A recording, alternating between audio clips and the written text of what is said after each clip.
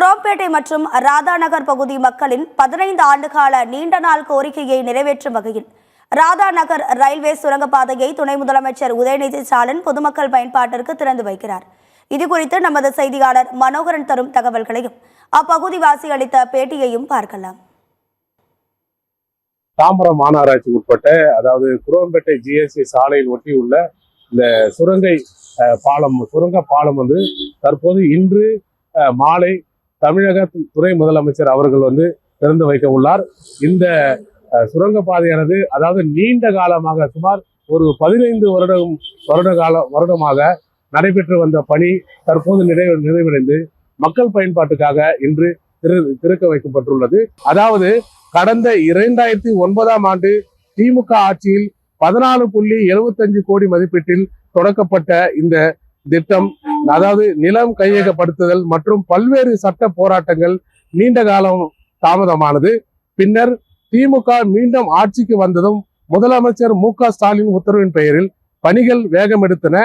தற்போது சுமார் 26 கோடி செலவில் கார், ஆம்புலன்ஸ் மற்றும் இருசக்கர வாகனங்கள் செல்லும் வகையில் 5.5 மீட்டர் அகலத்துக்கு பாதசாரிகளுக்காகவும் 2 மீட்டர் அகலத்தில் இப்பாலம் நேர்த்தியாக அமைக்கப்பட்டுள்ளது.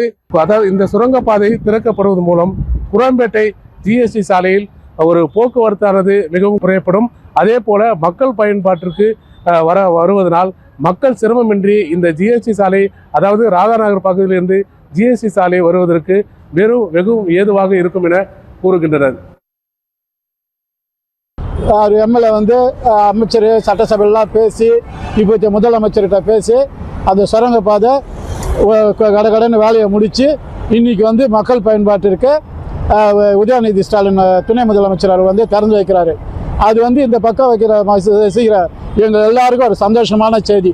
ஏன்னா நாங்கள் இவ்வளோ நாள் இந்த ரோடை கிராஸ் பண்ணி வரோன்னா இல்லாத கஷ்டப்படுவோம். இங்கே 2 கிலோமீட்டர் சுற்றி எம்ஏடி மேம்பாலம் ஏறி அப்படிலாம் இருந்தோம். இப்போ இந்த சுரங்கப்பாதை வரத்து இந்த பக்கம் இருக்கிற 1.5 லட்சம் மக்களான எங்களுக்கு எல்லாருக்கும் வியாபாரிகளுக்கும் எல்லாருக்கும் ஒரு வரப்பிரசாதம். அதனால் இந்த சுரங்கப்பாதை திறப்புழாவை நாங்கள் எல்லாரும் ஆவலோடு எதிர்பார்த்து வரவேற்கிறோம்.